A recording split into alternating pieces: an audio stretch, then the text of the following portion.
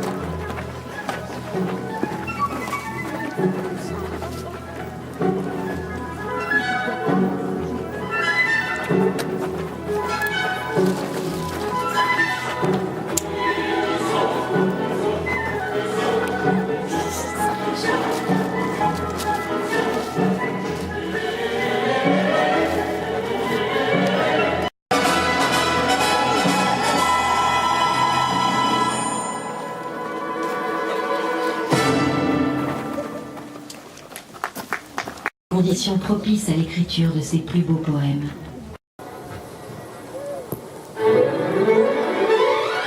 Madame, monsieur, mesdames, messieurs, lorsque vous m'avez fait l'honneur et l'amitié de m'associer à cette cérémonie, vous m'avez dit qu'elle revêtirait un caractère de simplicité, d'intimité affectueuse, de discrétion, de recueillement dans le souvenir. Cela ne m'a point surpris, car tout cela d'avance me paraissait, comment dire, ressemblant, en accord profond et secret avec l'homme que nous avons tous connu, si simple, si attentif, si délicat, d'une qualité si rare, où la culture, l'âme, le cœur se fondaient indissolublement. Et c'est pourquoi, si vous le voulez bien, je n'entendrai pas ici, aujourd'hui, de rappeler ce que nous savons tous, d'évoquer le poète, fervent, scrupuleux, exigeant, toujours en quête de soi-même, de cette façon unique de réagir au monde, à la joie, à la souffrance, à l'amour, à la beauté des choses, au mystère qui de toutes parts nous presse, à ce message que porte en lui l'artiste et que son chant enfin délivre. Cela aussi, vous le savez. Même chez les plus ombrageux, l'artiste et l'homme ne font jamais qu'un. Et ainsi, c'est toujours à l'œuvre qu'il faut en définitive revenir, dans ce qu'elle est, telle qu'elle nous fut donnée et sur laquelle le Créateur sera jugé. Je crois que ce jugement, notre ami, l'âme de notre ami, peut l'entendre avec sérénité.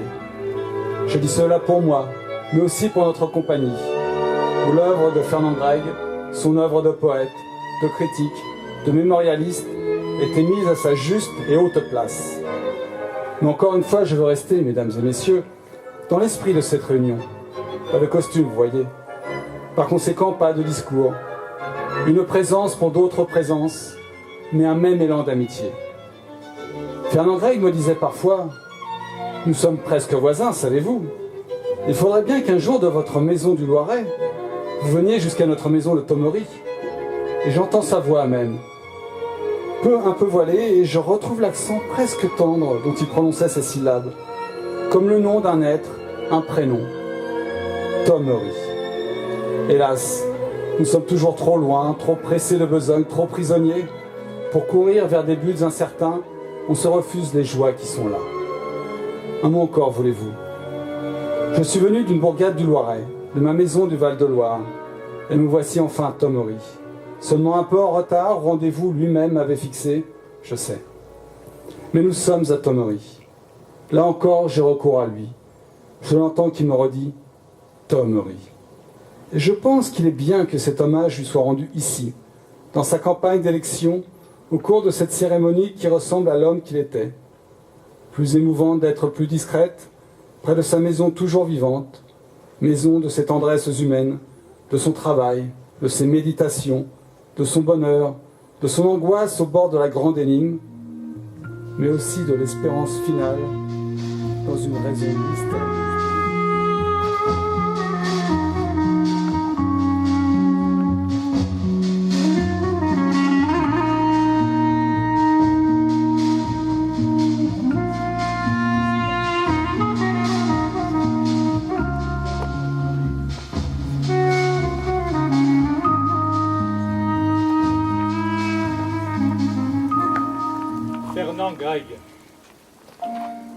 Le fleuve lent paraît endormi sous le ciel, et lui, comme une soie éblouissante et lisse.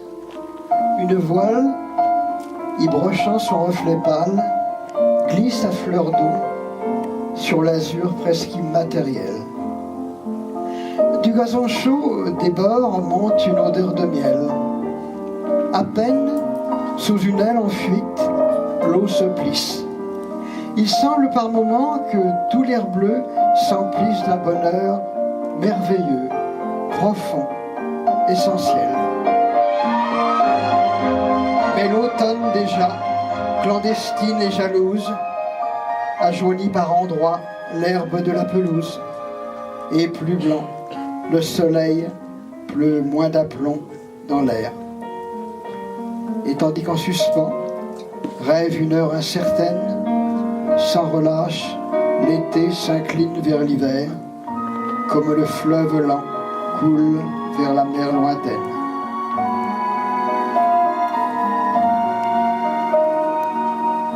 Le grand ciel est bleu par-dessous les branches.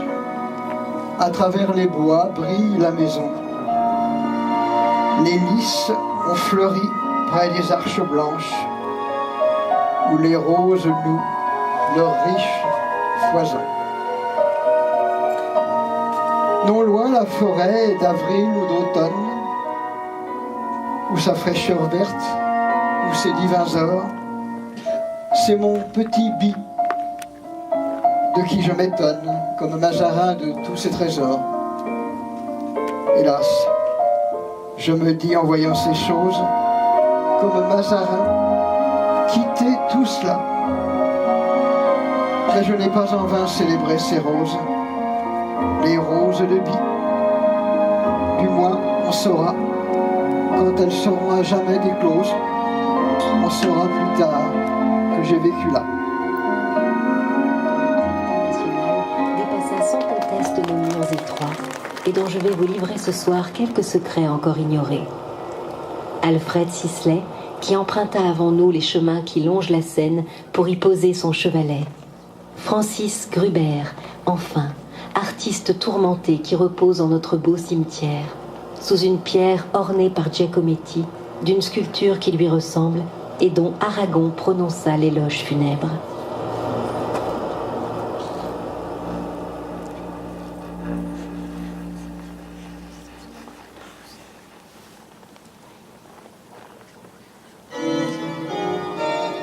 Le peintre Francis Gruber a occupé une place de premier plan sur la scène artistique des années 30. Fils de Jacques Gruber, célèbre maître verrier de l'école de Nancy, il est né dans cette ville en 1912. Indifférent au mouvement de l'art abstrait de cette période, Francis Gruber est un ardent défenseur de la figuration. Il privilégie la figure humaine, mais peint également des paysages dont la représentation fait écho au désordre terrestre. Son art angoissé est exacerbé par la Seconde Guerre mondiale. Selon lui, le peintre, sensible avant tout à l'homme, ne peut qu'être bouleversé par cette tragédie. En 1942, Francis Gruber épouse George Bernstein, la fille du directeur du théâtre du Gymnase, alors propriétaire du prieuré de Thomery. Peut-être venait-il y chercher lors de ses séjours quelques consolations à ses tourments. Emporté par la tuberculose, Francis Gruber mourra à 36 ans, en 1948. C'est au cimetière de Thomery qu'il a choisi d'être enterré, là où ses amis, le sculpteur Giacometti et le poète Aragon, l'accompagneront pour un dernier voyage. C'est au compositeur Adrienne Claustre, Grand Prix de Rome de musique, née à Thomery en 1921, elle-même artiste de la violence et de la compassion, que nous avons emprunté l'univers sonore accompagnant l'œuvre de Francis Gruber, avec laquelle elle s'harmonise si profondément.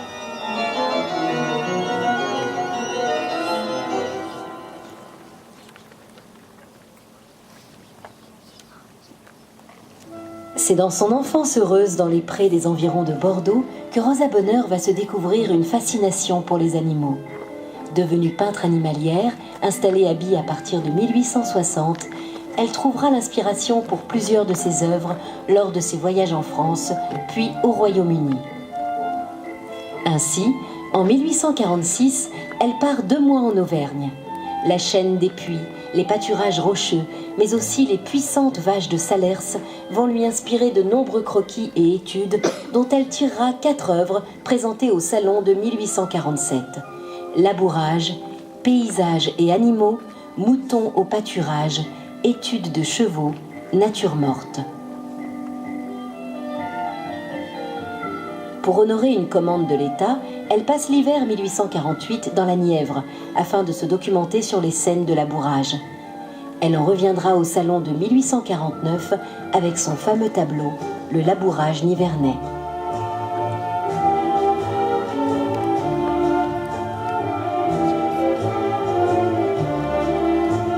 En 1850, son voyage dans les Pyrénées pour raison de santé lui fait découvrir la sauvagerie grandiose de ces montagnes plus hautes que l'Auvergne. Elle en rapporte un harnais de mulets, une selle et d'autres accessoires qu'elle accrochera dans son atelier, mais aussi des toiles, le cirque de Gavarnie, les montagnes de Gabas. À partir de 1853, le succès de son gigantesque tableau « Le marché aux chevaux » va lui faire rencontrer Ernest Gambart, marchand d'art et futur ami proche, qui lui assure dès lors un triomphe hors de nos frontières. Impresario avant l'heure, il multiplie à partir de 1855 les expositions de l'œuvre à travers l'Angleterre et invite Rosa Bonheur à le rejoindre. Malgré un emploi du temps surchargé en dîners et déplacements mondains, parmi lesquels un parcours en Écosse, elle dessine nombre d'études. Bœufs dans les Highlands, Matin dans les Highlands, La Barque, La Bousculade. À partir de 1857, le marché aux chevaux débarque sur le sol américain. New York, Boston, où la notoriété de Rosa Bonheur n'est plus à faire. Rosa Bonheur ne mettra cependant jamais le pied en Amérique, mais l'Amérique viendra à elle. Ainsi, en 1889, l'exposition universelle de Paris lui permet de rencontrer William Cody, dit Buffalo Bill, et ses amis indiens qui l'accompagnent. Il en résultera de nombreux échanges et plusieurs études et tableaux, dont le portrait de William Cody. Ainsi, les voyages furent doubles, les siens qui l'ont ouvert à l'ailleurs et ceux de ses œuvres qui l'ont offerte au monde. Lettre de Rosa Bonheur à Nathalie Nicasse lors de son voyage en Auvergne. Ma chère amie, c'est si beau par ici que mon esprit n'est qu'à admirer et à imiter, chose bien difficile. L'imitation est si froide pour rendre ce qui est. Je n'oublierai jamais ce jour, me raconta Rosa Bonheur. Je ne me doutais de rien et je travaillais dans mon atelier, à un de mes tableaux, lorsque j'entendis les fouets des postillons et les roues des voitures s'arrêter devant ma grille. Quelques minutes après, Nathalie se précipite dans l'atelier et s'écrie « L'impératrice vient te voir, vite que je t'aide à mettre une jupe !» Tout émotionnée, je n'ai que le temps de mettre ma robe de cérémonie. J'ouvre les 2 battants de la porte qui donnent accès à l'atelier et je vais au-devant de l'impératrice. Sa Majesté entre, suivie de quelques dames d'honneur et des officiers de la cour. Quand j'ai baisé la main de l'impératrice, elle me dit « J'ai ici, mademoiselle, un petit bijou que je vous apporte de la part de l'empereur. Il m'a autorisé à vous annoncer votre nomination comme chevalier de la Légion d'honneur. » Tout émue, je m'agenouille devant l'impératrice, qui ouvre l'écrin et veut attacher elle-même sur ma jaquette le ruban rouge auquel était suspendue la croix. Mais ne trouvant pas d'épingle, Sa Majesté se penche, en cherche une sur ma table de travail. Seulement, n'en voyant pas, elle se retourne vers sa suite. Et alors, un des officiers présente une épingle à Sa Majesté, qui accroche la croix sur ma jaquette de velours.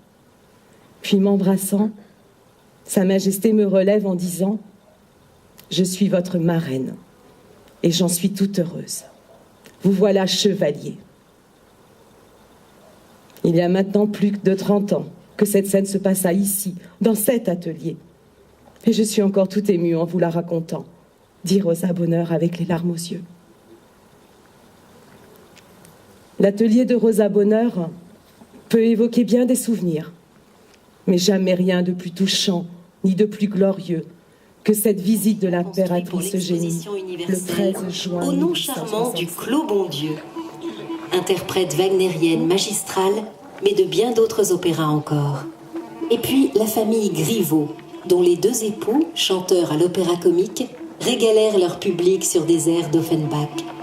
Et enfin Adrienne Claustre, compositrice d'opéra et de pièces pour orgue, Grand Prix de Rome en 1949, qui vécut non loin du port des Fondrés et nous a laissé quelques pièces contemporaines exceptionnelles. Dans ce Thomery d'hier et d'aujourd'hui, où vous avez sans doute beaucoup encore à découvrir, changez votre regard, transformez votre oreille, attardez-vous aux détails, baignez-vous dans l'élixir de jouvence que procure l'étonnement. Laissez-vous guider, laissez résonner des musiques nouvelles, venir à vous des images inconnues. Venez à la rencontre de ces trésors enfouis de notre patrimoine thomrien. Laissez-vous faire.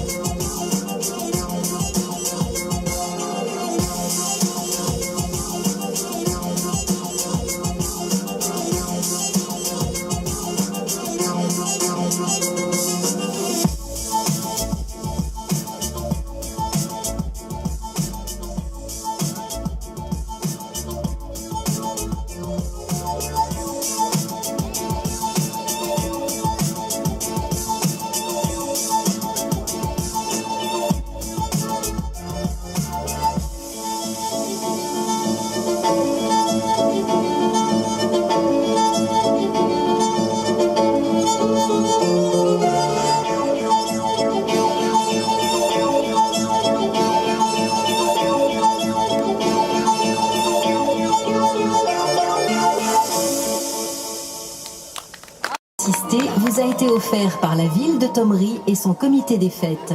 Un grand merci au service de la ville et en particulier à Michel Talleux et à Christelle Leboeuf, aux nombreuses associations qui ont contribué à sa réalisation.